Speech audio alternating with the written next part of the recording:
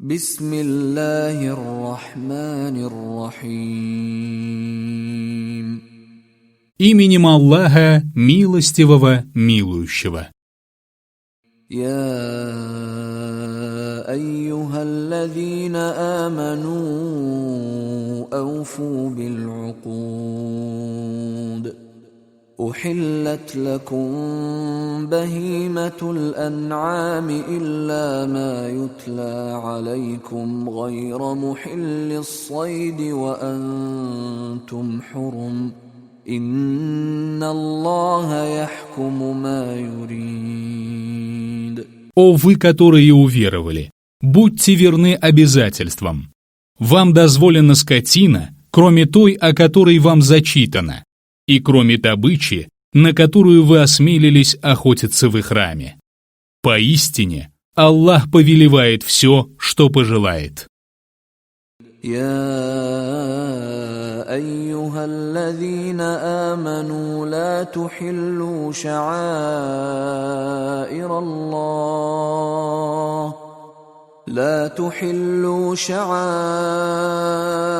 الله ولا الشهر الحرام ولا الهدي ولا القلائد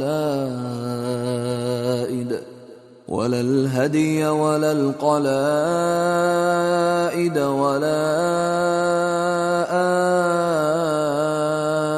آمين البيت الحرام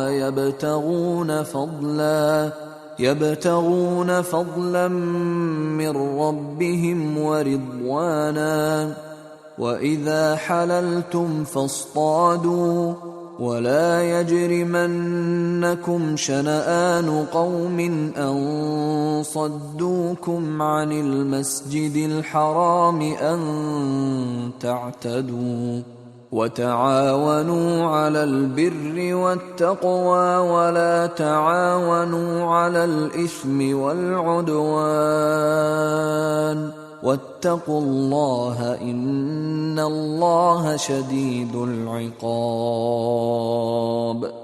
О вы, которые уверовали, не нарушайте святость обрядовых знамений Аллаха и запретного месяца. Не считайте дозволенным покушаться на жертвенных животных, или людей с ожерельями, или людей, которые приходят к заповедному дому, стремясь к милости и довольству своего Господа. Когда же освободитесь от ихрама, можете охотиться. И пусть ненависть людей, которые помешали вам пройти к заповедной мечети, не подтолкнет вас на преступление. Помогайте друг другу в благочестии и богобоязненности, но не помогайте друг другу в грехе и несправедливости. Бойтесь Аллаха, ведь Аллах суров в наказании. حرمت عليكم الميتة والدم ولحم الخنزير وما أهل لغير الله به والمنخنقة والموقوذة والمتردية والنطيحة وما أكل السبع إلا ما ذكيتم وما ذبح على النصب وأن تستقسموا بالأزلام ذلكم فسق. اليوم يئس الذين كفروا من دينكم فلا تخشوهم واخشون اليوم أكملت لكم دينكم وأتممت عليكم نعمتي ورضيت لكم الإسلام دينا فمن اضطر في مخمصة غير متجانف لإثم فإن الله غفور رحيم. Вам запрещена мертвечина, кровь, мясо свиньи и то, что было зарезано не с именем Аллаха, или было задушено, или забито до смерти, или подохло при падении, или заколото рогами, или задрано хищником, если только вы не успеете зарезать его. И то, что зарезано на каменных жертвенниках или для идолов, а также гадание по стрелам. Все это нечестие. Сегодня неверующие отчаялись навредить вашей религии. Не бойтесь же их, а бойтесь меня. Сегодня я сделал для вас вашу религию совершенной, довершил мою милость к вам и остался доволен исламом, как вашей религией. А если кто вынужден съесть запретное от голода, а не из склонности к греху, то ведь Аллах прощающий, милующий.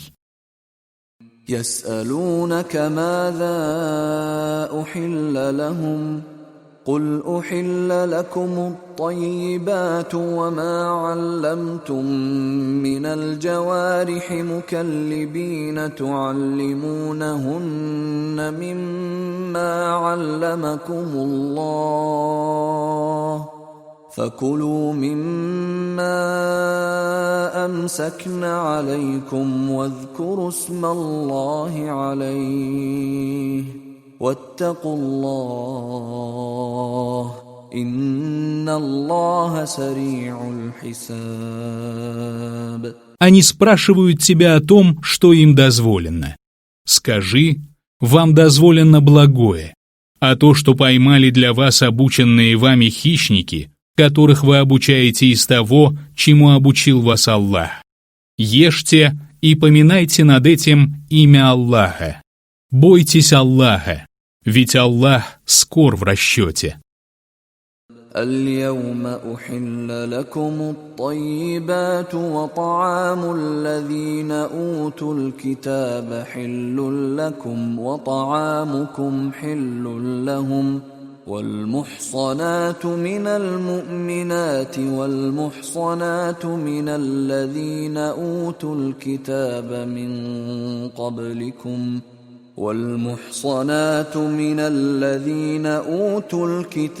من قبلكم إذا آتيتموهن أجورهن محصنين غير مسافحين ولا متخذي أخدان ومن يكفر بالإيمان فقد حبط عمله وهو في الآخرة من الخاسرين. Сегодня вам дозволена благая пища. Еда людей Писания тоже дозволена вам, а ваша еда дозволена им. А также вам дозволены целомудренные женщины из числа уверовавших и целомудренные женщины из числа тех, кому Писание было дано до вас, если вы выплатите им вознаграждение, желая сберечь целомудрие, не распутствуя и не беря их себе в подруги. Тщетны деяния того, кто отрекся от веры, а в последней жизни он окажется среди потерпевших урон. يا أيها الذين آمنوا إذا قمتم إلى الصلاة فاغسلوا وجوهكم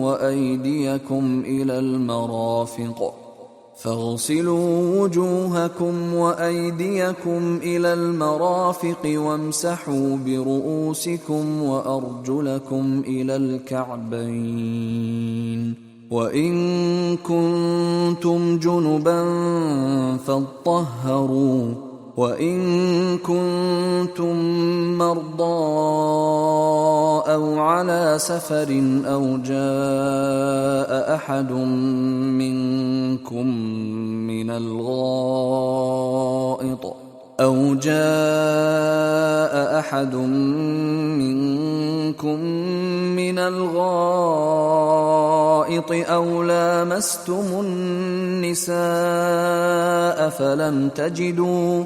أو لامستم النساء فلم تجدوا ماء فتيمموا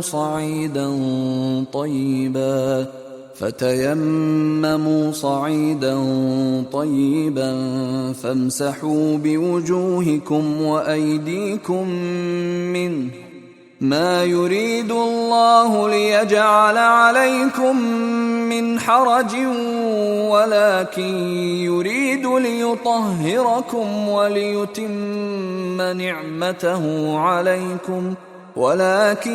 يريد ليطهركم وليتم نعمته عليكم لعلكم تشكرون. О вы, которые уверовали! Когда вы встаете на молитву, то умойте ваши лица и ваши руки до локтей, оботрите ваши головы и умойте ваши ноги до щиколоток. А если вы находитесь в половом осквернении, то очиститесь. Если же вы больны или находитесь в путешествии, если кто-либо из вас пришел из уборной, или если вы имели близость с женщинами, и вы не нашли воды, то найдите чистую землю и оботрите ею ваши лица и руки. Аллах не хочет создавать для вас трудности, а хочет очистить вас и довершить свою милость к вам. Быть может, вы будете благодарны. واذكروا نعمة الله عليكم وميثاقه الذي واثقكم به إذ قلتم سمعنا وأطعنا واتقوا الله إن الله عليم بذات الصدور. Помните милость Аллаха к вам и завет, который Он заключил с вами, когда вы сказали «слушаем и повинуемся». Бойтесь Аллаха, ведь Аллаху известно о том, что в груди. يا أيها الذين آمنوا كونوا قوامين لله شهداء بالقسط ولا يجرمنكم شنآن قوم على ألا تعدلوا اعدلوا هو أقرب للتقوى واتقوا الله إن الله خبير بما تعملون. О вы, которые уверовали! Будьте стойки ради Аллаха, свидетельствуя беспристрастно, и пусть неприязнь к кому-то из людей не подтолкнет вас к несправедливости. Будьте справедливы, это ближе к богобоязненности. Бойтесь Аллаха, ведь Аллах ведает то, что вы совершаете. وعد الله الذين آمنوا وعملوا الصالحات لهم مغفرة وأجر عظيم. Аллах обещал тем, которые уверовали и совершали праведные деяния, прощение и великую награду. والذين كفروا وكذبوا بآياتنا أولئك أصحاب الجحيم. А те, которые не уверовали и сочли ложью наши знамения, окажутся обитателями ада. يا أيها الذين آمنوا اذكروا نعمة الله عليكم إذ هم قوم أن يبسطوا إليكم أيديهم فكف أيديهم عنكم واتقوا الله وعلى الله فليتوكل المؤمنون. О вы, которые уверовали! Помните милость, которую Аллах оказал вам, когда люди вознамерились протянуть к вам свои руки, но Он убрал от вас их руки. Бойтесь Аллаха, и пусть верующие уповают только на Аллаха. ولقد أخذ الله ميثاق بني إسرائيل وبعثنا منهم 12 نقيبا وقال الله إني معكم لئن أقمتم الصلاة وآتيتم الزكاة وآمنتم برسلي وآمنتم برسلي وعزرتموهم وأقرضتم الله قرضا حسنا لأكفرن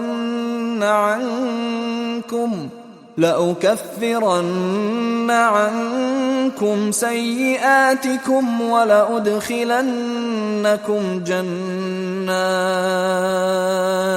ولأدخلنكم جنات تجري من تحتها الأنهار فمن كفر بعد ذلك منكم فقد ضل سواء السبيل. Аллах заключил завет с сынами Исраиля. Мы создали среди них 12 вождей. Аллах сказал: «Я с вами. Если вы будете совершать молитву и платить закят, уверуете в моих посланников, поможете им и одолжите Аллаху прекрасный заем, то я отпущу вам ваши прегрешения и введу вас в сады, в которых текут реки. А если кто-либо из вас после этого станет неверующим, то он сойдет с прямого пути». فبما نقضهم ميثاقهم لعناهم وجعلنا قلوبهم قاسية يحرفون الكلم عن مواضعه ونسوا حظا مما ذكروا به ولا تزال تطلع على خائنة منهم إلا قليلا منهم فاعف عنهم واصفح إن الله يحب المحسنين. За то, что они нарушили завет, мы прокляли их и ожесточили их сердца. Они искажают слова, переставляя их местами, и забыли часть того, что им напомнили. Ты будешь обнаруживать их измену, кроме некоторых из них. Прости же их и будь великодушен. Поистине, Аллах любит делающих добро. ومن الذين قالوا إنا نصارى أخذنا ميثاقهم فنسوا حظا مما ذكروا به فأغرينا بينهم العداوة والبغضاء إلى يوم القيامة وسوف ينبئهم الله بما كانوا يصنعون. Мы также заключили завет с теми, которые сказали «мы христиане». Они забыли часть того, что им напомнили, и мы возбудили между ними вражду и ненависть до дня воскресения.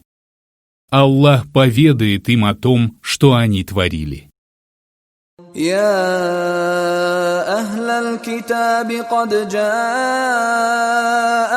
رسولنا يبين لكم كثيرا مما كنتم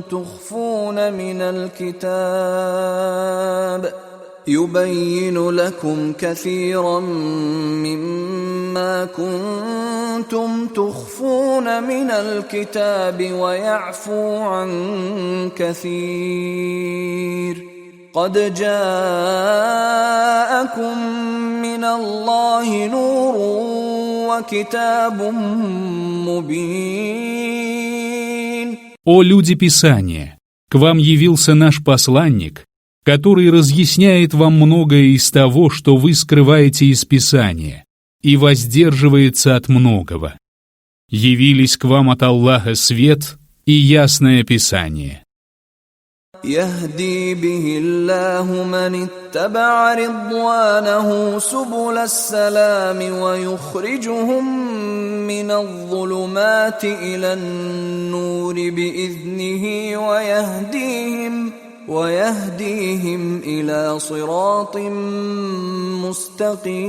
مستقيم. Посредством Его Аллах ведет путями мира тех, кто стремится снискать Его довольство. По своему соизволению Он выводит их из мраков к свету и наставляет на прямой путь. لقد كفر الذين قالوا إن الله هو المسيح ابن مريم قل فمن يملك من الله شيئا إن أراد أن يهلك المسيح ابن مريم وأمه ومن في الأرض جميعا ولله ملك السماوات والأرض وما بينهما يخلق ما يشاء والله على كل شيء قدير. Не уверовали те, которые сказали: «Поистине Аллах — это Мессия, сын Марьям». Скажи, кто сможет хоть немного помешать Аллаху, если он пожелает погубить Мессию, сына Марьям, его мать и всех, кто на земле? Аллаху принадлежит власть над небесами, землей и тем, что между ними. Он создает, что пожелает. Аллах всемогущ. وقالت اليهود والنصارى نحن أبناء الله وأحباؤه قل فلم يعذبكم بذنوبكم بل أنتم بشر ممن خلق يغفر لمن يشاء ويعذب من يشاء ولله ملك السماوات والأرض وما بينهما وإليه المصير. Иудеи и христиане сказали: «Мы сыны Аллаха и Его возлюбленные». Скажи, почему же Он причиняет вам мучения за ваши грехи? О нет, вы всего лишь одни из людей, которых Он сотворил. Он прощает, кого пожелает, и причиняет мучения, кому пожелает. Аллаху принадлежит власть над небесами, землей и тем, что между ними, и к Нему предстоит прибытие. أهل الكتاب قد جاءكم رسولنا يبين لكم على فترة من الرسل أن تقولوا ما جاءنا من بشير ولا نذير فقد جاءكم بشير ونذير والله على كل شيء قدير. О люди Писания! После периода, когда не было посланников, к вам явился наш посланник, давая вам разъяснение, дабы вы не говорили: «К нам не приходил добрый вестник и предостерегающий увещеватель».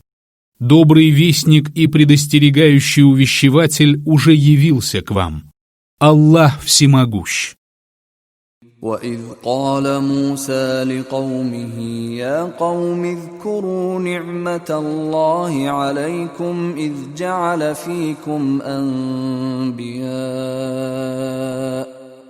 جعل فيكم أنبياء وجعلكم ملوكا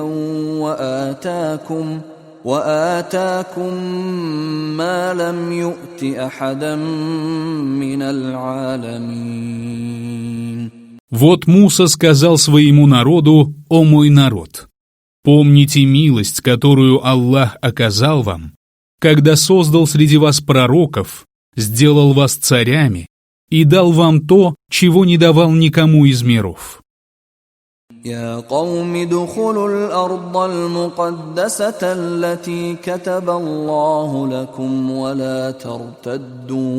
ولا ترتدوا على أدباركم فتنقلبوا خاسرين. О мой народ, ступите на священную землю, которую Аллах предписал вам, и не обращайтесь вспять, а не то вернетесь потерпевшими убыток. قالوا يا موسى إن فيها قوما جبارين وإنا لن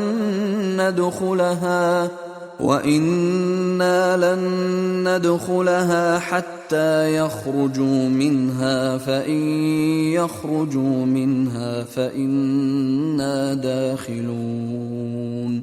Они сказали: «О Муса, там обитают могучие люди, и мы не войдем туда, пока они не уйдут оттуда.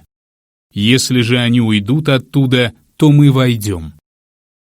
قال رجلان من الذين يخافون أنعم الله عليهم ادخلوا عليهم الباب فإذا دخلتموه فإنكم غالبون وعلى الله فتوكلوا إن كنتم مؤمنين. Двое богобоязненных мужчин, которым Аллах оказал милость, сказали: «Входите к ним через ворота. Когда вы войдете туда, вы непременно одержите победу. Уповайте только на Аллаха, если вы верующие». قالوا يا موسى إنا لن ندخلها أبدا ما داموا فيها فاذهب أنت وربك فقاتلا إنا هاهنا قاعدون. Они сказали: «О Муса, мы ни за что не войдем туда, пока они находятся там. Ступай и сражайся вместе со своим Господом, мы же посидим здесь». قال رب إني لا أملك إلا نفسي وأخي فافرق بيننا وبين القوم الفاسقين. Он сказал: «Господи, я властен только над самим собой и моим братом. Разлучи же нас с нечестивыми людьми». قال فإنها محرمة عليهم 40 سنة يتيهون في الأرض فلا تأس على القوم الفاسقين. Он сказал: «Тогда она будет запретна для них в течение 40 лет. Они будут скитаться по земле. Не печалься же о людях нечестивых». واتل عليهم نبأ ابني آدم بالحق إذ قربا قربانا فتقبل من أحدهما ولم يتقبل من الآخر قال لأقتلنك قال إنما يتقبل الله من المتقين. Прочти им истинный рассказ о двух сыновьях Адама. Вот они оба принесли жертву, и она была принята от одного из них и была не принята от другого. Он сказал: «Я непременно убью тебя». Он ответил: «Поистине, Аллах принимает только от богобоязненных». لئن بسطت إلي يدك لتقتلني ما أنا بباسط يدي إليك لأقتلك إني أخاف الله رب العالمين. Если ты протянешь ко мне руку, чтобы убить меня, я все равно не протяну руки, чтобы убить тебя. Поистине, я боюсь Аллаха, Господа миров. إني أريد أن تبوء بإثمي وإثمك فتكون من أصحاب النار وذلك جزاء الظالمين. Я хочу, чтобы ты вернулся с моим грехом и твоим грехом и оказался среди обитателей огня. Таково воздаяние несправедливым. فطوعت له نفسه قتل أخيه فقتله فأصبح من الخاسرين. Душа подтолкнула его на убийство своего брата, и он убил его, и оказался одним из потерпевших убыток. فبعث الله غرابا يبحث في الأرض ليريه كيف يواري سوءة أخيه قال يا ويلتى أعجزت أن أكون مثل هذا الغراب فأواري سوءة أخي فأصبح من النادمين. Аллах послал ворона, который стал разгребать землю, чтобы показать ему, как спрятать труп его брата. Он сказал: «Горе мне! Неужели я не могу поступить, как этот ворон, и спрятать труп моего брата?» И пожалел он о случившемся. من أجل ذلك كتبنا على بني إسرائيل أنه من قتل نفسا بغير نفس أو فساد في الأرض فكأنما قتل الناس جميعا ومن أحياها فكأنما أحيا الناس جميعا ولقد جاءتهم رسلنا بالبينات ثم إن كثيرا منهم بعد ذلك في الأرض لمسرفون. По этой причине мы предписали сынам Исраиля: кто убил человека не за убийство или распространение нечестия на земле, тот словно убил всех людей, а кто сохранил жизнь человеку, тот словно сохранил жизнь всем людям. Наши посланники уже привели им ясные доводы, но многие из них после этого излишествуют на земле. إنما جزاء الذين يحاربون الله ورسوله ويسعون في الأرض فسادا أن يقتلوا أو يصلبوا أو تقطع أيديهم وأرجلهم من خلاف أو ينفوا من الأرض ذلك لهم خزي في الدنيا ولهم في الآخرة عذاب عظيم. Поистине те, которые сражаются против Аллаха и Его посланника и стремятся сотворить на земле нечестие, в воздаяние должны быть убиты или распяты, или у них должны быть отсечены накрест руки и ноги, или они должны быть изгнаны из страны. Это будет для них позором в этом мире, а в последней жизни для них уготованы великие мучения. إلا الذين تابوا من قبل أن تقدروا عليهم فاعلموا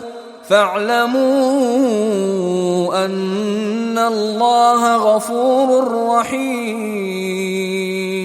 Кроме тех из них, которые раскаялись до того, как вы получили власть над ними. Знайте же, что Аллах прощающий, милующий. يا أيها الذين آمنوا اتقوا الله وابتغوا إليه الوسيلة وجاهدوا في سبيله لعلكم تفلحون. О вы, которые уверовали! Бойтесь Аллаха, ищите близости к Нему и сражайтесь на Его пути. Быть может, вы преуспеете. إن الذين كفروا لو أن لهم ما في الأرض جميعا ومثله معه ليفتدوا به من عذاب يوم القيامة ما تقبل منهم ولهم عذاب أليم. Поистине, Если бы у неверующих было все, что есть на земле, и еще столько же, чтобы откупиться от мучений в день воскресения, это не было бы принято от них. Им уготованы мучительные страдания. يريدون أن يخرجوا من النار وما هم بخارجين منها ولهم عذاب مقيم. Они захотят выйти из огня, но не смогут выйти оттуда. Им уготованы вечные мучения.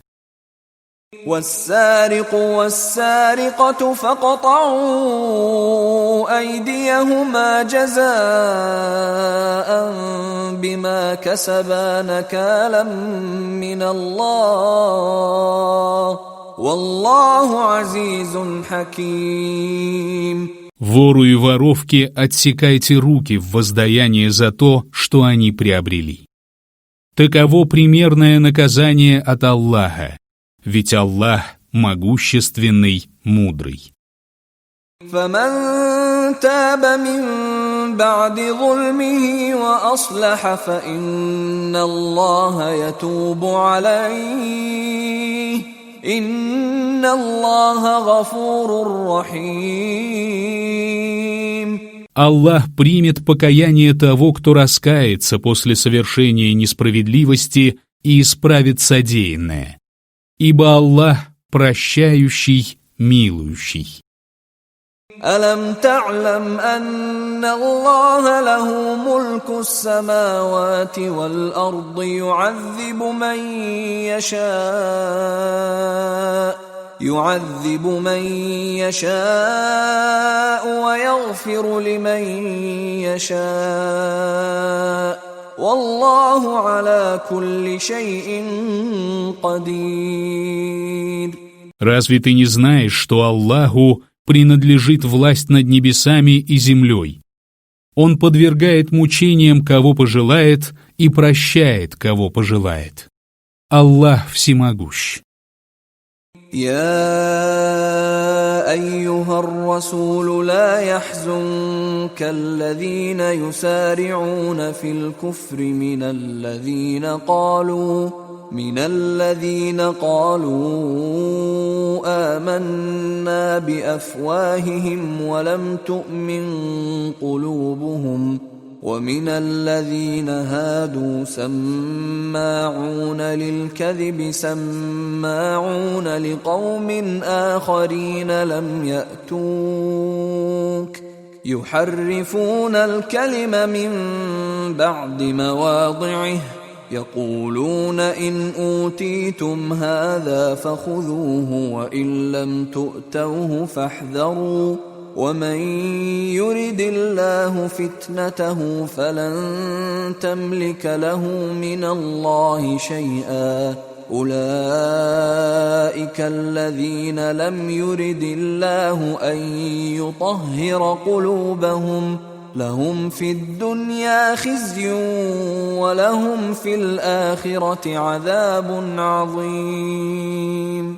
О посланник, пусть тебя не печалят те, которые стремятся исповедовать неверие и говорят своими устами «мы уверовали», хотя их сердца не уверовали.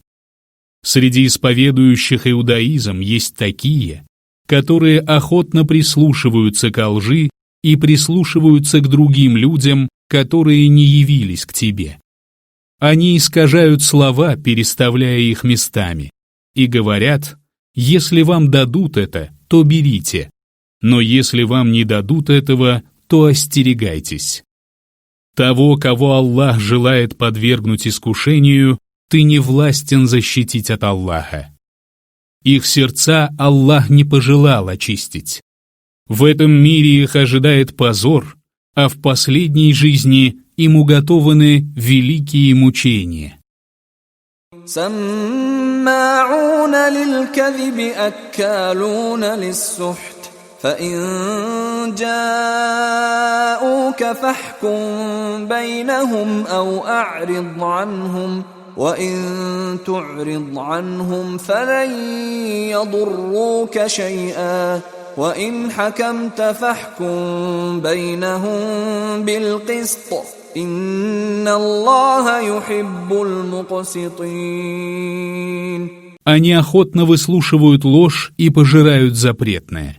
Если они явятся к тебе, то рассуди их или же отвернись от них. Если ты отвернешься от них, то они нисколько не навредят тебе. Но если ты вынесешь решение, то суди их беспристрастно. Поистине, Аллах любит беспристрастных. وكيف يحكمونك وعندهم التوراة فيها حكم الله ثم يتولون من بعد ذلك وما أولئك بالمؤمنين. Как они выбирают тебя судьей, если у них есть Тора, содержащая закон Аллаха, а потом они отворачиваются, и они не являются верующими? إنا أنزلنا التوراة فيها هدى ونور يحكم بها النبيون الذين أسلموا للذين هادوا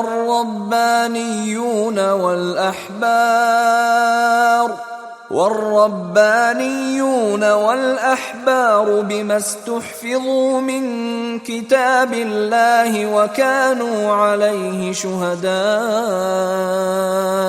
فلا تخشوا الناس واخشوني ولا تشتروا بآياتي ثمنا قليلا ومن لم يحكم بما أنزل الله فأولئك هم الكافرون. Мы ниспослали Тору, в которой есть верное руководство и свет. Покорившиеся пророки выносили по ней решения для исповедующих иудаизм. Раввины и первосвященники поступали также в соответствии с тем, что им было поручено сохранить из Писания Аллаха. Они свидетельствовали о ней. «Не бойтесь же людей, а бойтесь меня, и не продавайте мои знамения за ничтожную цену». Те же, которые не принимают решений в соответствии с тем, что ниспослал Аллах, являются неверующими. وكتبنا عليهم فيها أن النفس بالنفس والعين بالعين والأنف بالأنف والأذن بالأذن والسن بالسن والجروح قصاص فمن تصدق به فهو كفارة له ومن لم يحكم بما أنزل الله فأولئك هم الظالمون. В ней мы предписали им: душа за душу, око за око, нос за нос, ухо за ухо, зуб за зуб, а за раны возмездие. Если же кто-нибудь пожертвует этим, это станет искуплением для него. Те же, которые не принимают решений в соответствии с тем, что ниспослал Аллах, несправедливы. وقفينا على آثارهم بعيسى ابن مريم مصدقا لما بين يديه من التوراة وآتيناه الإنجيل فيه هدى ونور ومصدقا لما بين يديه من التوراة وهدى وموعظة للمتقين. Вслед за ними мы отправили Иису, сына Марьям, с подтверждением истинности того, что было прежде в Торе. Мы дали ему Евангелие, в котором верное руководство и свет. Оно подтвердило то, что прежде было ниспослано в Торе. Оно было верным руководством и назиданием для богобоязненных. وَلْيَحْكُمْ أَهْلُ الْإِنْجِيلِ بِمَا أنزل الله فيه ومن لم يحكم بما أنزل الله فأولئك هم الفاسقون. Пусть люди Евангелия судят по тому, что Аллах не спаслал в нем. Те же, которые не принимают решений в соответствии с тем, что не спаслал Аллах, суть нечестивцы. وأنزلنا إليك الكتاب بالحق مصدقا لما بين يديه من الكتاب ومهيمنا عليه فاحكم بينهم بما أنزل الله ولا تتبع أهواءهم عما جاءك من الحق لكل جعلنا منكم شرعة ومنهاجا ولو شاء الله لجعلكم أمة واحدة ولكن ليبلوكم فيما آتاكم فاستبقوا الخيرات إلى الله مرجعكم جميعا فينبئكم بما كنتم فيه تختلفون. Мы ниспослали тебе Писание с истиной в подтверждение прежних Писаний, и для того, чтобы оно предохраняло их. Суди же их согласно тому, что ниспослал Аллах, и не потакай их желаниям, уклоняясь от явившейся тебе истины. Каждому из вас мы установили закон и путь. Если бы Аллах пожелал, то сделал бы вас одной общиной. Однако Он разделил вас, чтобы испытать вас тем, что Он даровал вам. Состязайтесь же в добрых делах. Всем вам предстоит вернуться к Аллаху, и Он поведает вам о том, в чем вы расходились во мнениях. وأنحكم بينهم بما أنزل الله ولا تتبع أهواءهم واحذرهم أن يفتنوك عن بعض ما أنزل الله إليك فإن تولوا فاعلم أنما يريد الله أن يصيبهم ببعض ذنوبهم وإن كثيرا من الناس لفاسقون. Суди между ними согласно тому, что ниспослал Аллах. Не потакай их желаниям и остерегайся их, дабы они не отвратили тебя от части того, что ниспослал тебе Аллах. Если же они отвернутся, то знай, что Аллах желает покарать их за некоторые из их грехов. Поистине, многие люди являются нечестивцами. أفحكم الجاهلية يبغون ومن أحسن من الله حكما لقوم يوقنون. Неужели они ищут суда времен невежества? Чьи решения могут быть лучше решения Аллаха для людей убежденных? يا أيها الذين آمنوا لا تتخذوا اليهود والنصارى أولياء بعضهم أولياء بعض ومن يتولهم منكم فإنه منهم إن الله لا يهدي القوم الظالمين. О вы, которые уверовали, не делайте иудеев и христиан своими близкими. Они близки друг другу. Тот из вас, кто считает их своими близкими, сам один из них. Поистине, Аллах не ведет прямым путем людей несправедливых.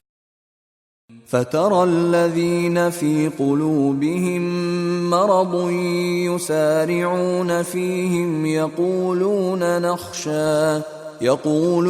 نخشى أن تصيبنا دائرة فعسى الله أن يأتي بالفتح أو أمر من عنده فيصبحوا على ما أسروا في أنفسهم نادمين. Ты видишь, как поспешают среди них те, чьи сердца поражены недугом. Они говорят: мы боимся, что нас постигнет беда.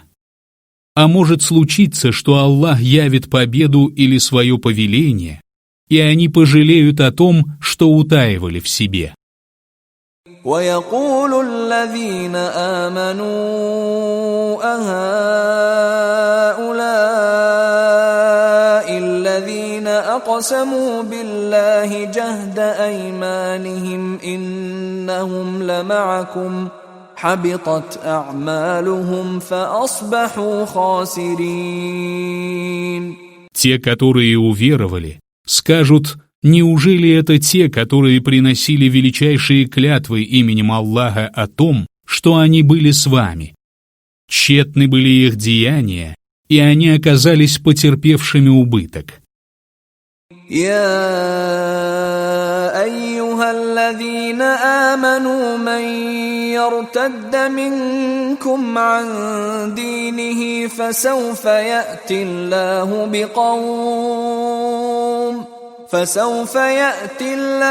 بقوم يحبهم ويحبونه أذلة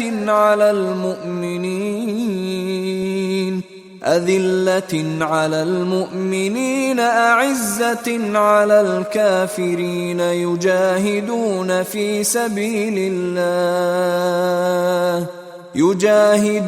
في سبيل الله ولا يخافون لومة لائم ذلك فضل الله يؤتيه من يشاء والله واسع عليم.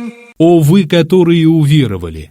Если кто-нибудь из вас отступит от своей религии, то Аллах приведет других людей, которых Он будет любить и которые будут любить Его.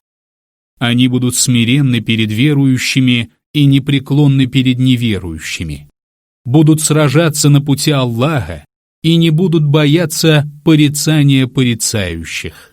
Такова милость Аллаха, которую Он дарует кому пожелает. Аллах объемлющий, знающий. إنما وليكم الله ورسوله والذين آمنوا الذين يقيمون الصلاة ويؤتون الزكاة وهم راكعون. Ваш покровитель Аллах, а также Его посланник и верующие, которые совершают молитву и платят закят, преклонившись. ومن يتول الله ورسوله والذين آمنوا فإن حزب الله هم الغالبون. Если кто считает Аллаха, Его посланника и верующих своими близкими, то ведь партия Аллаха непременно одержит верх. يا أيها الذين آمنوا لا تتخذوا الذين اتخذوا دينكم هزوا ولعبا من الذين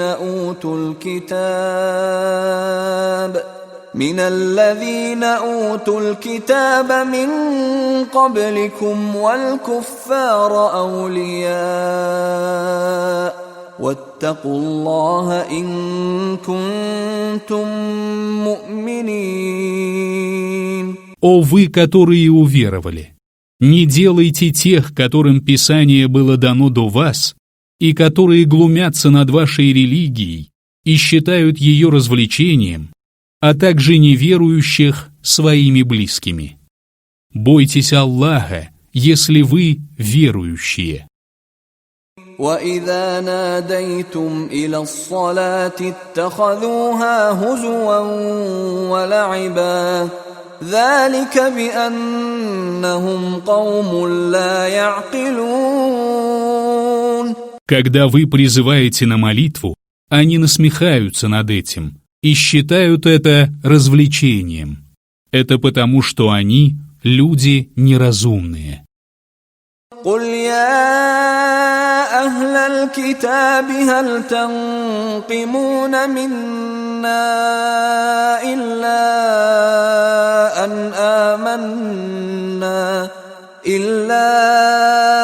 أَنْ آمَنَّا بِاللَّهِ وَمَا أُنْزِلَ إِلَيْنَا وَمَا أُنْزِلَ مِنْ قبل وأن أكثركم فاسقون. Скажи, о люди Писания, неужели вы упрекаете нас только в том, что мы уверовали в Аллаха, в то, что ниспослано нам и что было ниспослано прежде, и в то, что большинство из вас являются нечестивцами? قل هل أنبئكم بشر من ذلك مثوبة عند الله من لعنه الله وغضب عليه وجعل منهم القردة والخنازير وعبد الطاغوت أولئك شر مكانا وأضل عن سواء السبيل. Скажи, сообщите ли вам о тех, кто получит еще худшее воздаяние от Аллаха? Это те, кого Аллах проклял, на кого Он разгневался, кого Он превратил в обезьян и свиней, и кто поклонялся тагуту. Они займут еще более скверное место и еще больше сбились с прямого пути. وَإِذَا جَاءُوكُمْ قَالُوا آمَنَّا وَقَدْ دَخَلُوا بِالْكُفْرِ وَهُمْ قَدْ خَرَجُوا بِهِ وَاللَّهُ أَعْلَمُ بِمَا كَانُوا يَكْتُمُونَ. Придя к вам, они сказали: «Мы уверовали». Однако они вошли с неверием и вышли с ним. Аллаху лучше знать, что они утаивали. وَتَرَى كَثِيرًا مِّنْهُمْ يُسَارِعُونَ فِي الْإِثْمِ وَالْعُدْوَانِ وَأَكْلِهِمُ السُّحْتَ لَبِئْسَ مَا كَانُوا يَعْمَلُونَ. Ты видишь, что многие из них поспешают совершать грехи, приступать к границе дозволенного и пожирать запретное. Поистине, скверно то, что они совершают. لولا ينهاهم الربانيون والأحبار عن قولهم الإثم وأكلهم السحت لبئس ما كانوا يصنعون. Почему же раввины и первосвященники не удерживают их от греховных речей и пожирания запретного? Поистине, скверно то, что они творят. وقالت اليهود يد الله مغلولة غلت أيديهم ولعنوا بما قالوا بل يداه مبسوطتان ينفق كيف يشاء وليزيدن كثيرا منهم ما أنزل إليك من ربك طغيانا وكفرا وألقينا بينهم العداوة والبغضاء إلى يوم القيامة كلما أوقدوا نارا للحرب أطفأها الله ويسعون في الأرض فسادا والله لا يحب المفسدين. Иудеи сказали: «Рука Аллаха скована». Это их руки скованы, и они прокляты за то, что сказали. Обе руки его простерты. Он расходует, как пожелает. Ниспосланное тебе от твоего Господа приумножает во многих из них несправедливость и неверие.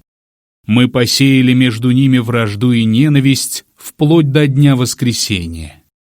Всякий раз, когда они разжигают огонь войны, Аллах тушит его. Они стремятся распространить на земле нечестие, но Аллах не любит распространяющих нечестие. ولو أن أهل الكتاب آمنوا واتقوا لكفرنا عنهم سيئاتهم ولأدخلناهم جنات النعيم. Если бы люди Писания уверовали и были богобоязненны, мы простили бы им злодеяния их и ввели бы их в сады блаженства.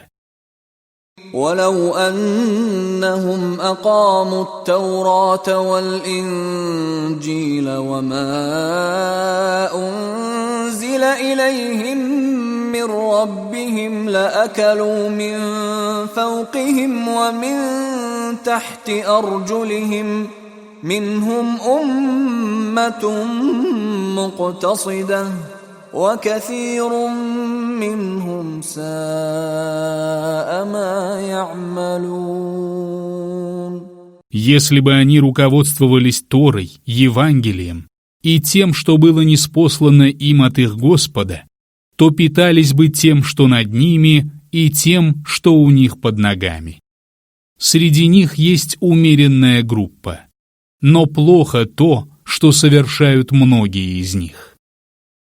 يا أيها الرسول بلغ ما أنزل إليك من ربك وإن لم تفعل فما بلغت رسالته والله يعصمك من الناس إن الله لا يهدي القوم الكافرين. О посланник! Возвести то, что ниспослано тебе от твоего Господа. Если ты не сделаешь этого, то не донесешь его послание. Аллах защитит тебя от людей. Поистине, Аллах не ведет прямым путем людей неверующих. قل يا أهل الكتاب لستم على شيء حتى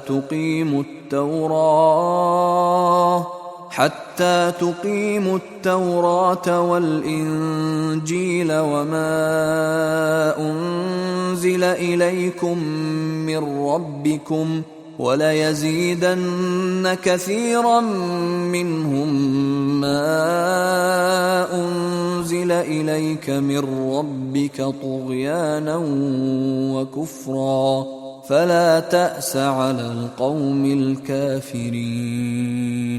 Скажи, о люди Писания, вы не будете идти прямым путем, пока не станете руководствоваться Торой, Евангелием и тем, что ниспослано вам от вашего Господа. Ниспосланное тебе от твоего Господа приумножает во многих из них несправедливость и неверие. Не печалься же о людях неверующих. إن الذين آمنوا والذين هادوا والصابئون والنصارى من آمن بالله واليوم الآخر وعمل صالحا فلا خوف عليهم ولا هم يحزنون. Поистине верующие, а также иудеи, сабии и христиане, которые уверовали в Аллаха и в последний день и поступали праведно, не познают страха и не будут опечалены. لقد أخذنا ميثاق بني إسرائيل وأرسلنا إليهم رسلا كلما جاءهم رسول بما لا تهوى أنفسهم فريقا كذبوا وفريقا يقتلون. Мы уже заключили завет с сынами Исраиля и отправили к ним посланников. Всякий раз, когда посланники приносили им то, что им было не по душе, они нарекали лжецами одних и убивали других. وحسبوا ألا تكون فتنة فعموا وصموا ثم تاب الله عليهم ثم عموا وصموا كثير منهم والله بصير بما يعملون. Они посчитали, что не будет искушения, и потому стали слепы и глухи. Затем Аллах принял их покаяние, после чего многие из них снова стали слепы и глухи. Аллах видит то, что они совершают. لقد كفر الذين قالوا إن الله هو المسيح ابن مريم وقال المسيح يا بني إسرائيل اعبدوا الله ربي وربكم إنه من يشرك بالله فقد حرم الله عليه الجنة ومأواه النار وما للظالمين من أنصار. Не уверовали те, которые говорят: Аллах — это Мессия, сын Марьям. Мессия сказал: «О сыны Исраиля, поклоняйтесь Аллаху, Господу моему и Господу вашему. Поистине, кто приобщает к Аллаху сотоварищей, тому Он запретил рай. Его пристанищем будет огонь, и у несправедливых не будет помощников». لقد كفر الذين قالوا إن الله ثالث ثلاثة وما من إله إلا إله واحد وإن لم ينتهوا عما يقولون ليمسن الذين كفروا منهم عذاب أليم. Не уверовали те, которые говорят: Аллах один из Троицы. Нет божества, кроме единственного Бога. Если они не отрекутся от того, что говорят, то неверующих из их числа коснутся мучительные страдания. أفلا يتوبون إلى الله ويستغفرونه والله غفور رحيم. Неужели они не покаются перед Аллахом и не попросят у Него прощения? Ведь Аллах прощающий, милующий. ما المسيح ابن مريم إلا رسول قد خلت من قبله الرسل وأمه صديقة كانا يأكلان الطعام انظر كيف نبين لهم الآيات ثم انظر أنا يؤفكون. Мессия, сын Марьям, был всего лишь посланником.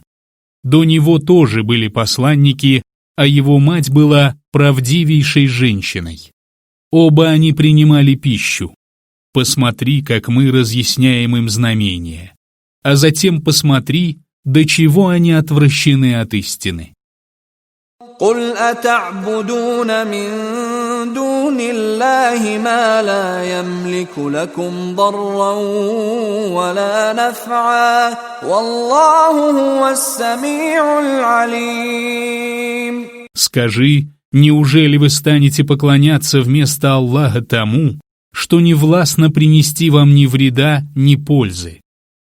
Это Аллах является слышащим, знающим. قل يا أهل الكتاب لا تغلوا في دينكم غير الحق ولا تتبعوا أهواء قوم قد ضلوا من قبل وأضلوا كثيرا وضلوا عن سواء السبيل. Скажи, о люди Писания, не проявляйте чрезмерности в вашей религии вопреки истине и не потакайте желаниям людей, которые прежде впали в заблуждение, ввели в заблуждение многих других и сбились с прямого пути. لعن الذين كفروا من بني إسرائيل على لسان داود وعيسى بن مريم ذلك بما عصوا وكانوا يعتدون. Неверующие сыны Израиля были прокляты языком Дауда и Исы, сына Марьям. Это потому, что они ослушались и приступали границы дозволенного. كانوا لا يتناهون عن منكر فعلوه لبئس ما كانوا يفعلون. Они не удерживали друг друга от предосудительных поступков, которые они совершали. Как же скверно было то, что они делали. ترى كثيرا منهم يتولون الذين كفروا لبئس ما قدمت لهم أنفسهم أن سخط الله عليهم وفي العذاب هم خالدون. Ты видишь, что многие из них дружат с неверующими. Скверно то, что уготовили им их души, ведь поэтому Аллах разгневался на них. Они будут мучаться вечно. ولو كانوا يؤمنون بالله والنبي وما أنزل إليه ما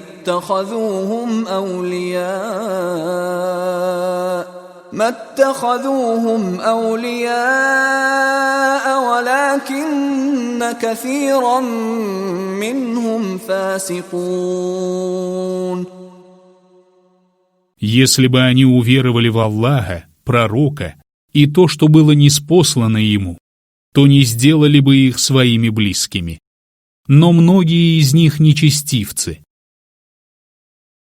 لتجدن أشد الناس عداوة للذين آمنوا اليهود والذين أشركوا ولتجدن أقربهم مودة للذين آمنوا الذين قالوا إنا نصارى ذلك بأن منهم قسيسين ورهبانا وأنهم لا يستكبرون.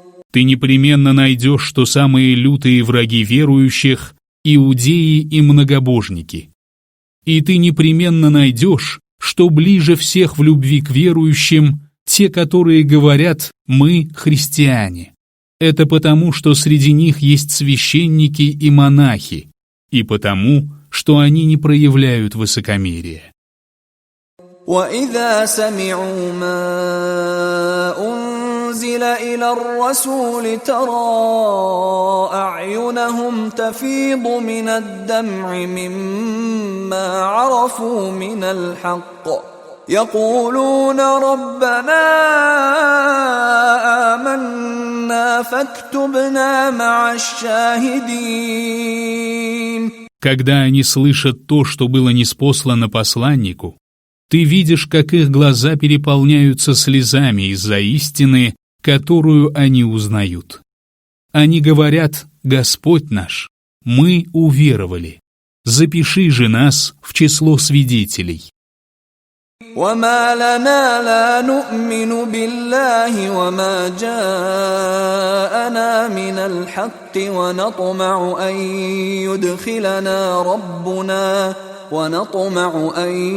يدخلنا ربنا مع القوم الصالحين. Отчего нам не веровать в Аллаха и в ту истину, которая явилась к нам? Мы желаем, чтобы наш Господь ввел нас в рай вместе с праведными людьми. فأثابهم الله بما قالوا جنات تجري من تحتها الأنهار خالدين فيها وذلك جزاء المحسنين. Аллах вознаградил их за то, что они сказали, райскими садами, в которых текут реки, и в которых они пребудут вечно. Таково воздаяние творящим добро. والذين كفروا وكذبوا بآياتنا أولئك أصحاب الجحيم. А те, которые не уверовали и сочли ложью наши знамения, являются обитателями ада. يا أيها الذين آمنوا لا تحرموا طيبات ما أحل الله لكم ولا تعتدوا إن الله لا يحب المعتدين. О вы, которые уверовали, не запрещайте блага, которые Аллах сделал дозволенными для вас, и не приступайте границы дозволенного. Поистине, Аллах не любит преступников. وَكُلُوا مِمَّا رَزَقَكُمُ اللَّهُ حَلَالًا طَيِّبًا وَاتَّقُوا اللَّهَ الَّذِي أَنْتُمْ بِهِ مُؤْمِنُونَ. Из того, чем Аллах наделил вас, ешьте дозволенное и благое, и бойтесь Аллаха, в которого вы веруете.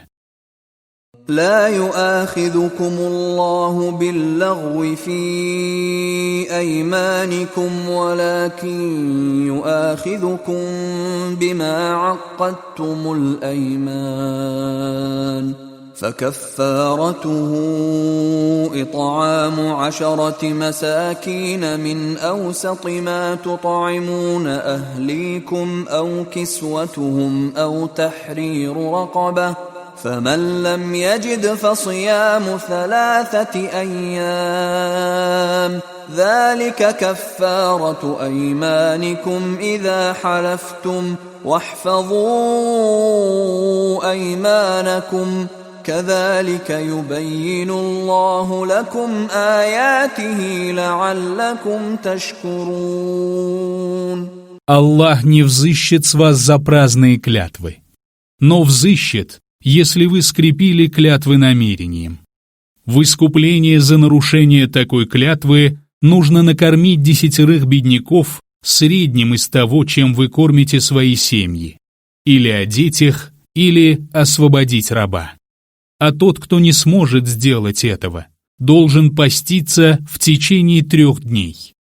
Таково искупление ваших клятв, если вы поклялись и нарушили клятву. Оберегайте же ваши клятвы. Так Аллах разъясняет вам свои знамения. Быть может, вы будете благодарны. يا أيها الذين آمنوا إنما الخمر والميسر والأنصاب والأزلام رجس من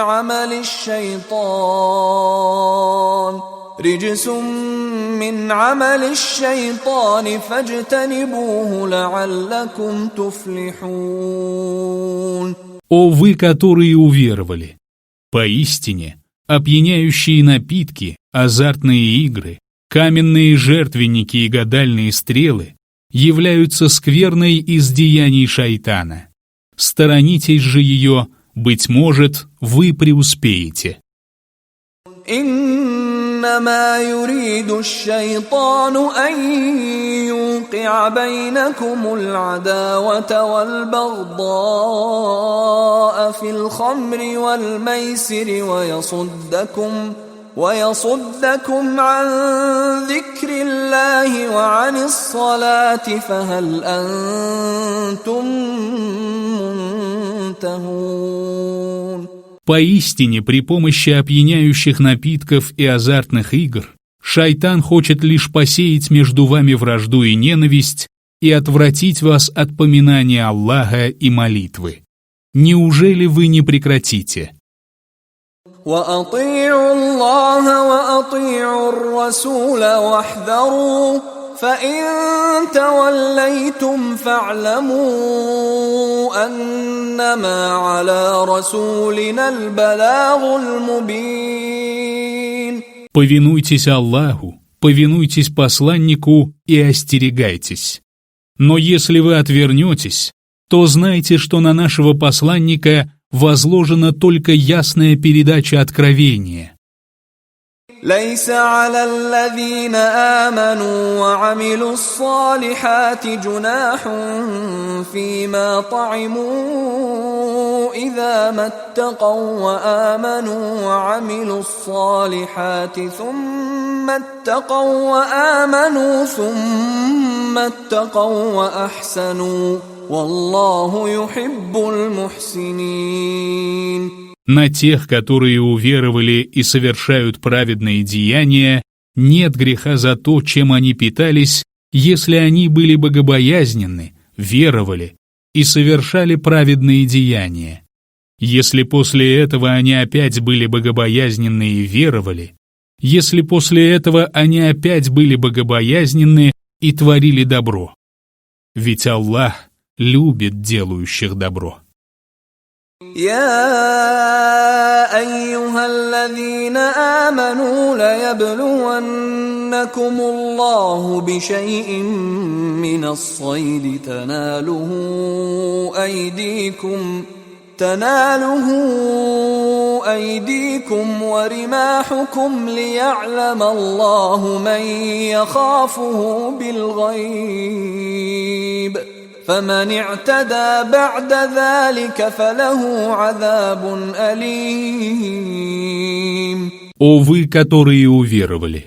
Аллах обязательно подвергнет вас испытанию охотничьей добычей, которую смогут достать ваши руки и копья, чтобы Аллах узнал тех, кто боится Его, не видя Его воочию.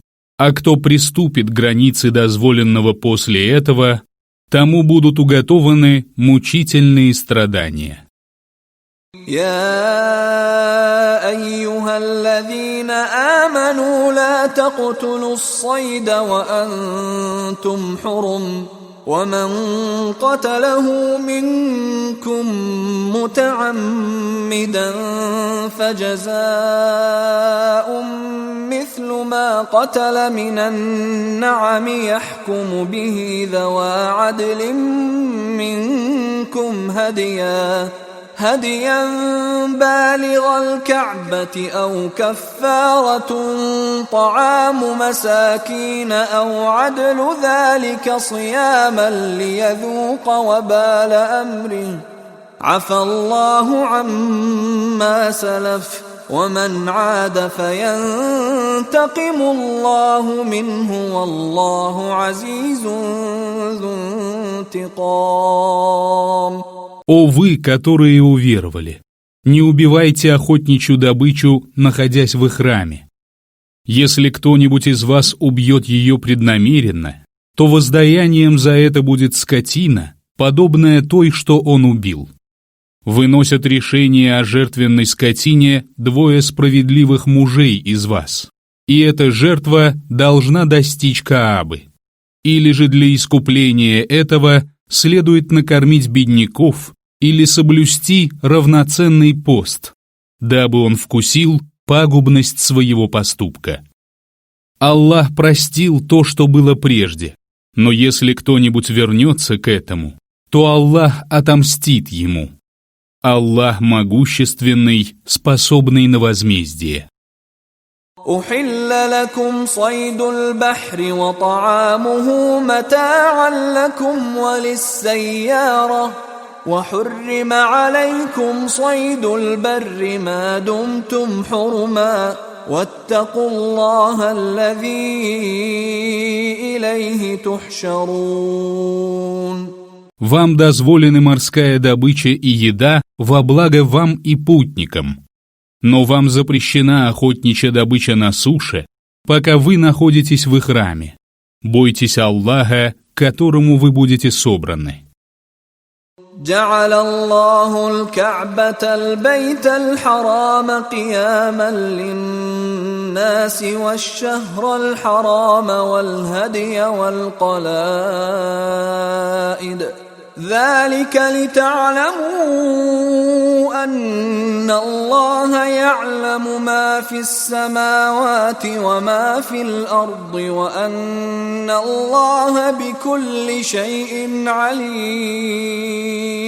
Аллах сделал Каабу, заповедный дом, а также запретный месяц, жертвенных животных и животных с ожерельями опорой для людей. Это для того, чтобы вы знали, что Аллаху известно о том, что на небесах, и том, что на земле, и что Аллах ведает о всякой вещи. اعلموا أن الله شديد العقاب وأن الله غفور رحيم. Знайте, что Аллах суров в наказании, и что Аллах прощающий, милующий. ما على الرسول إلا البلاغ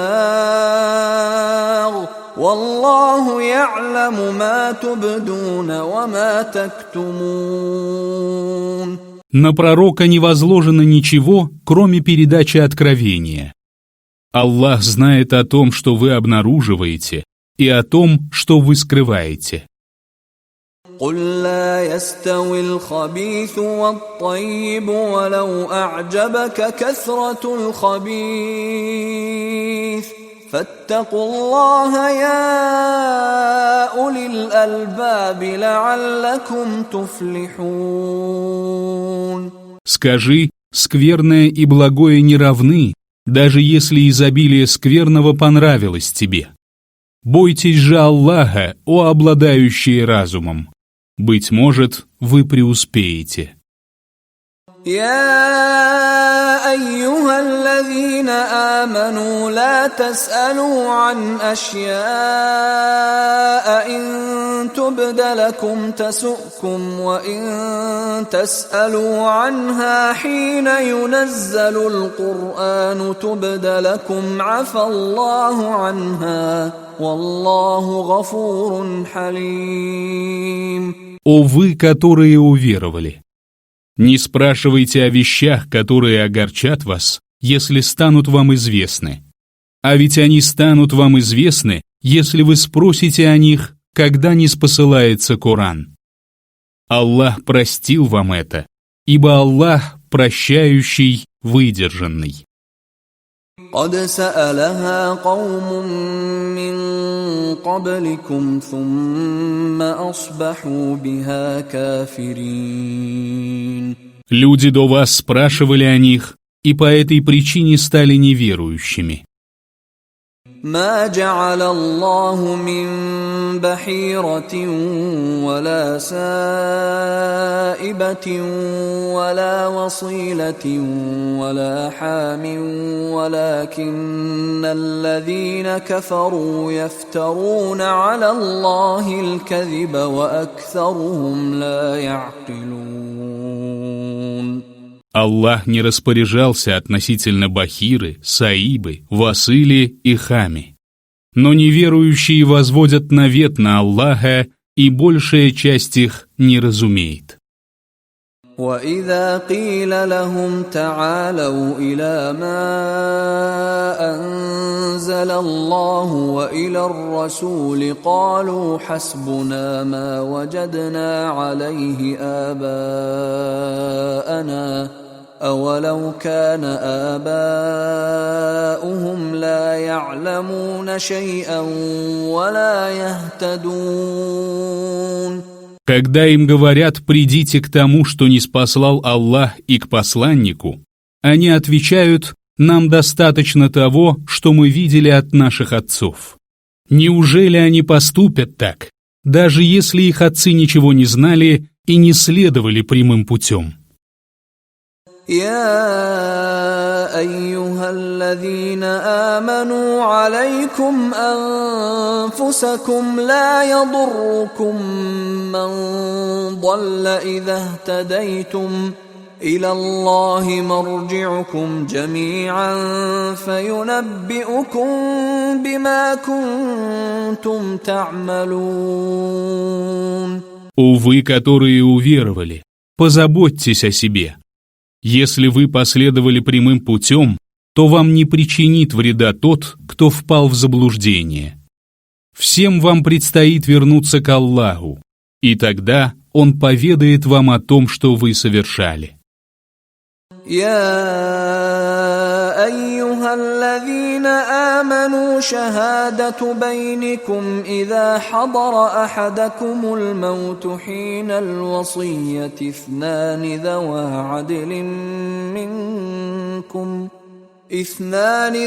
عدل منكم أو آخران من غيركم إن أنتم ضربتم في الأرض فأصابتكم مصيبة الموت تحبسونهما من بعد الصلاة فيقسمان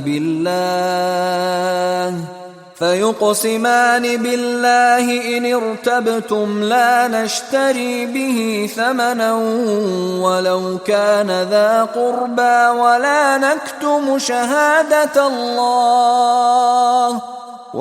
نكتم شهادة الله إنا إذا لمن الآثمين. О вы, которые уверовали! Если к кому-нибудь из вас явится смерть, и он оставит завещание, то пусть его засвидетельствуют двое справедливых мужей из вас, или двое других не из вас, если смерть постигнет вас, когда вы странствуете по земле. Задержите их обоих после молитвы, и если вы усомнитесь, то они должны поклясться Аллахом.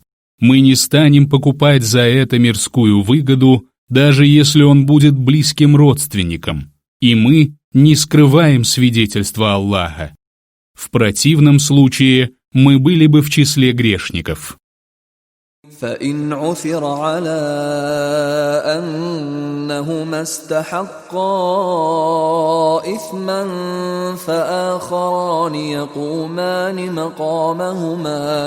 فآخران يقومان مقامهما من الذين استحق عليهم الأوليان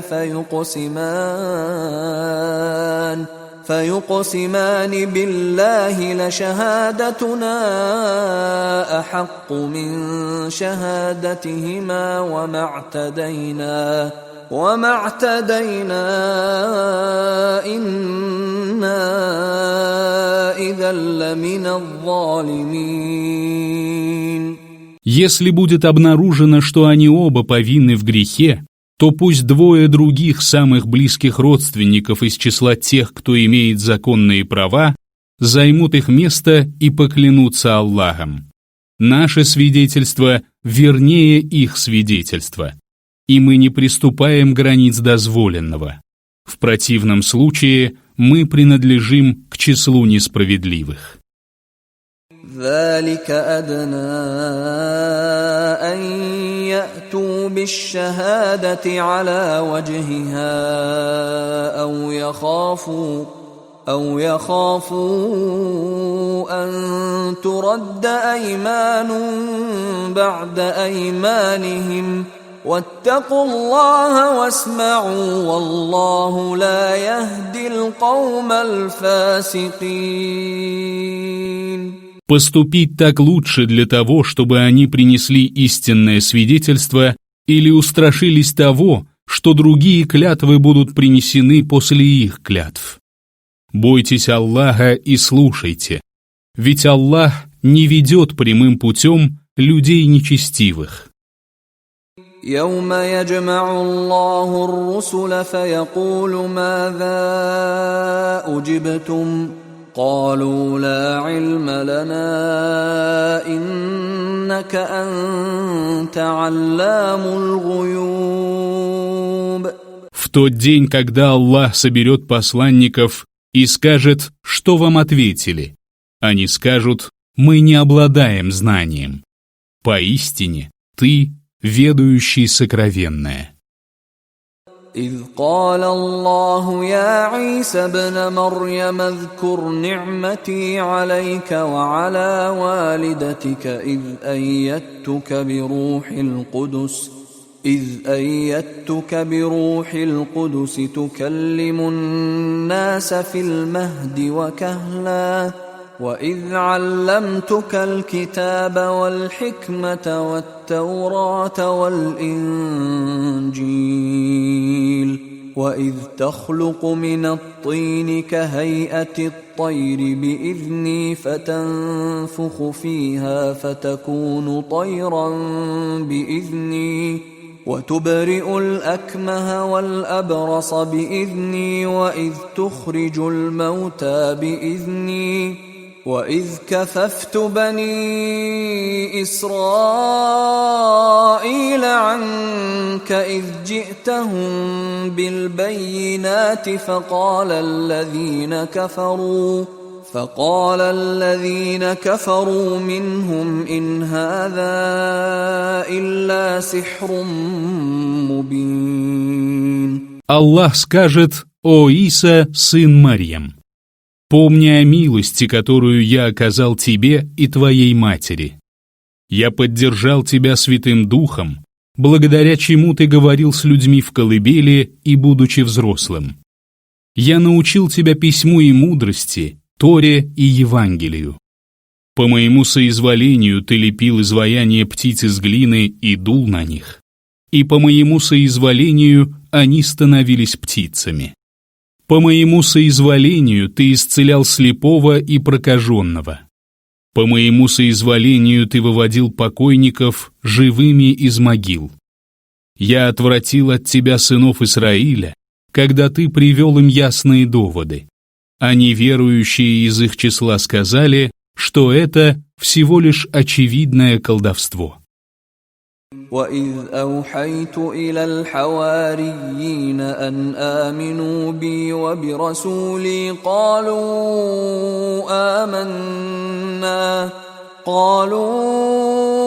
آمنا واشهد بأننا مسلمون. Я внушил апостолам: уверуйте в меня и в моего посланника. Они сказали: мы уверовали. Засвидетельствуй же, что мы стали мусульманами. إذ قال الحواريون يا عيسى ابن مريم هل يستطيع ربك أن ينزل علينا مائدة من السماء قال اتقوا الله إن كنتم مؤمنين. Вот сказали апостолы: «О Иса, сын Марьям, может ли твой Господь не спаслать нам трапезу с неба?» Он сказал: «Побойтесь Аллаха, если вы верующие». قالوا نريد أن نأكل منها وتطمئن قلوبنا ونعلم أن قد صدقتنا ونكون عليها من الشاهدين. Они сказали: «Мы хотим отведать ее, чтобы наши сердца успокоились, чтобы мы узнали, что ты сказал нам правду, и чтобы мы свидетельствовали о ней». قال عيسى ابن مريم اللهم ربنا أنزل علينا مائدة من من السماء تكون لنا عيدا لأولنا وآخرنا وآية منك وارزقنا وأنت خير الرازقين. Иса, сын Марьям, сказал: «О Аллах, Господь наш, ниспошли нам трапезу с неба, которая была бы праздником для всех нас от первого до последнего и знамением от Тебя. Надели нас уделом, ведь Ты наилучший из дарующих удел».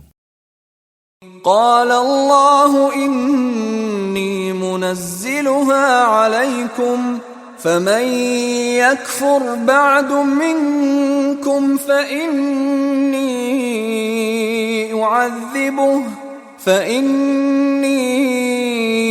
أعذبه عذابا لا أعذبه أحدا من العالمين. Аллах ответил: «Я ниспошлю ее вам. Но если кто-либо после этого не уверует, то я подвергну его таким мучениям, которым я не подвергал никого из миров».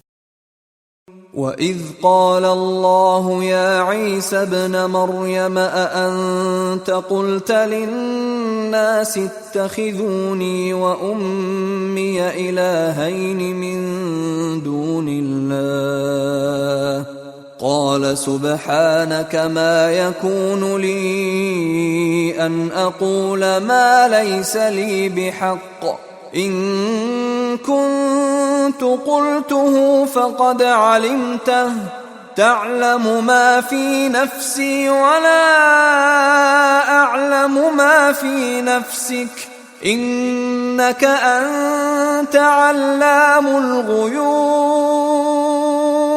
Вот сказал Аллах: «О Иса, сын Марьям, говорил ли ты людям: примите меня и мою мать двумя богами наряду с Аллахом?» Он сказал: «Свят ты! Как я мог сказать то, на что не имею права? Если бы я сказал такое, ты знал бы об этом. Ты знаешь то, что у меня в душе, а я не знаю того, что у тебя. Поистине ты ведающий сокровенное». ما قلت لهم إلا ما أمرتني به أن اعبدوا الله ربي وربكم وكنت عليهم شهيدا ما دمت فيهم فلما توفيتني كنت أنت الرقيب عليهم وأنت على كل شيء شهيد. Я не говорил им ничего, кроме того, что ты мне велел. Поклоняйтесь Аллаху, моему Господу и вашему Господу. Я был свидетелем о них, пока находился среди них. А после того, как ты упокоил меня, ты наблюдал за ними. Ты свидетель всякой вещи. إن تعذبهم فإنهم عبادك وإن تغفر لهم فإنك أنت العزيز الحكيم. Если ты подвергнешь их мучениям, то ведь они твои рабы.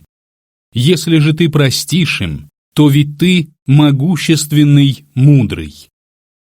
قال الله هذا يوم ينفع الصادقين صدقهم لهم جنات تجري من تحتها الأنهار خالدين فيها أبدا رضي الله عنهم ورضوا عنه ذلك الفوز العظيم.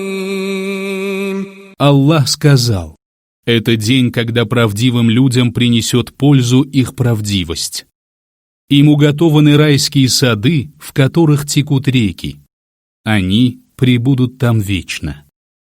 Аллах доволен ими, и они довольны им. Это великое преуспеяние».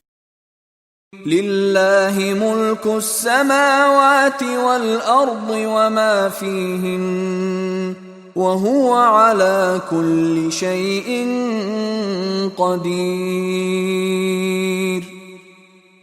Аллаху принадлежит власть над небесами, землей и тем, что на них, и Он всемогущ.